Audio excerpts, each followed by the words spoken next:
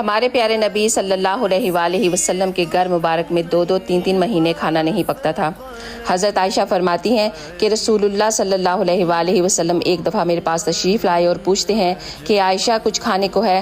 تو میں کہتی ہوں کہ نہیں یا رسول اللہ۔ تو پھر آپ نے فرمایا کہ آج میرا روزہ ہے۔ حضرت انس بن رضی اللہ تعالیٰ عنہ نے فرمایا ایک مرتبہ حضرت فاطمہ الزہرا نبی کریم صلی اللہ علیہ وآلہ وسلم کی خدمت میں روٹی کا ایک ٹکڑا لے کر آئیں۔